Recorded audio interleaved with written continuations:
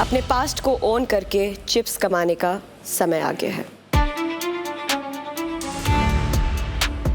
Mirror mirror on the wall, who is the most honest of them all? कुछ समय पहले यहाँ की स्क्रीन्स पर एक स्टेटमेंट फ्लैश की गई थी। क्या थी वो स्टेटमेंट, वाजिद? मैं ऑर्फन हूँ और अपने रिलेटिव्स के साथ अच्छे टर्म्स पर बस इसलिए हूँ ताकि घर वाला अच्छा मिले। तो ये एक स्टेटमेंट है, लेकिन यहाँ पर मौजूद किसी एक प्लेयर के लिए स्टेटमेंट फैक्ट है। Honesty is the best policy in the society. जिस भी प्लेयर ने इस स्टेटमेंट को ओन किया, उस प्लेयर को मिलेंगे कुछ चिप्स। तो अगर वो प्लेयर चाहता है या चाहती है कि वो इस स्टेटमेंट को ओन करे, this is your moment. Ma'am, ये मेरा सीक्रेट है, बट इसमें जिस तरीके से लिखा हुआ है उस तरीके से नहीं। समझाइए हमें। मैम, हाँ, ये सच है कि मैं ऑर्फन हूँ।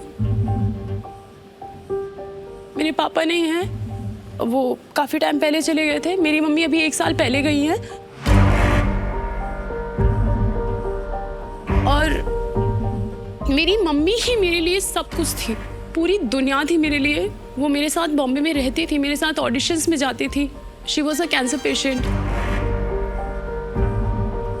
और जब उनकी डेथ हुई या जब भी मुझे मेरे फैमिलीज़ की ज़रूरत पड़ी, तो उन्होंने कभी सपोर्ट नहीं किया। उन्होंने ये कहा कि मतलब तुम्हारी बेटी तो एक्टर है और बहुत पैसे कमाते हैं एक्टर्स लोग,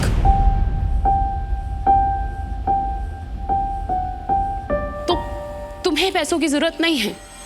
तो तुम्हारी बेटी के पास है, वो तुम्हारे लिए सब कुछ करेगी और तुमने उसे ये सब कुछ करने दिया, तुमने परमिशन दी, इसलिए वो कर रही है। तो हम तुम्हारे साथ नहीं हैं, तुम अपनी बेटी के साथ रहो।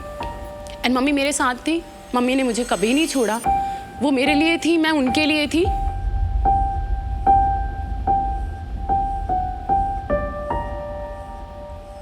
तो फैमिली ने कहीं मतलब सपोर्ट नहीं किया उस टाइम पे, बट एक था कि एक जो ब्लड रिलेशन होता है आप उसे कभी ख़त्म नहीं कर सकते।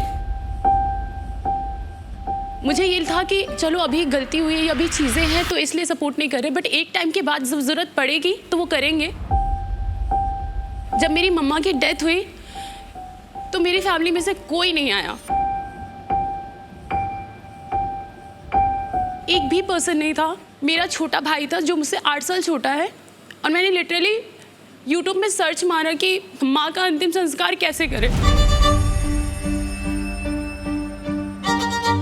मुझे कुछ भी आइडिया नहीं था। मैंने लाइफ में ब्लड नहीं देखा, मैंने कोई डेथ नहीं देखी, और मेरे सामने ऐसा हुआ। और मम्मी मेरे लिए सब कुछ थी। और रही मेरे रिलेटिव्स की बात, तो हाँ, उन्होंने मेरे साथ गलत किया। जब मुझे ज़रूरत थी वो मेरे साथ नहीं थे। मुझे जब सबसे ज़्यादा ज़रूरत थी कि मेरी मम्मी के टाइम पे वो मेरे साथ होते नहीं थे। उन्होंने रीज़न दिया कि मुंबई काफ़ी दूर है, हम नहीं आ सकते थे।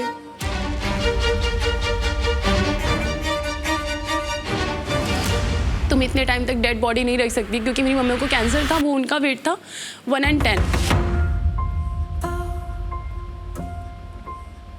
तो बॉडी भी इतने टाइम तक नहीं रख सकते, जो भी रीज़न था। अगर वो बोलते 4-5 घंटे तक बॉडी रख सकते थे, 1 घंटे की फ़्लाइट होती, बट कोई नहीं आया। मैंने और मेरे भाई ने मिलकर हमने सब कुछ किया। फिर मैं काशी गई, काशी में मैंने बुलाया अस्थियाँ विसर्जन में, तब भी नहीं आए। और मैंने रिलेटिव्स को रखा है नॉट फॉर दिस कि मतलब घर वाला मुझे अच्छा मिले। I am happy without husband. पर आपको इन फ्यूचर या लाइफ में कभी ना कभी फैमिली की ज़रूरत पड़ती है। तो हाँ, मैंने उनके साथ अपने टर्म्स अच्छे रखे हैं, नॉट बिकॉज ऑफ दिस कि वो मेरी अच्छे घर पे शादी कराएंगे या कुछ भी ऐसा वैसा। इट्स जस्ट कि इन फ्यूचर मुझे कभी ज़रूरत पड़ी उनकी, तो मे बी वो मेरे साथ खड़े हो सकते हैं। तो एक होता है ना, एक पॉइंट पे कभी भी शादी हो रही है, कुछ भी चीज़ें हो रही है, तो आपको फैमिली की ज़रूरत पड़ती है इन फ्यूचर। तो हाँ, मैंने अपने टर्म्स उनके साथ अच्छे रखे हैं, but not because of this कि मुझे घर वाला अच्छा मिले।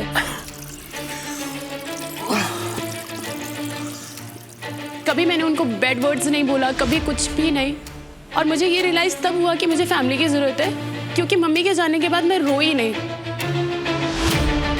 काशी गई, काशी में अस्थि विसर्जन किया।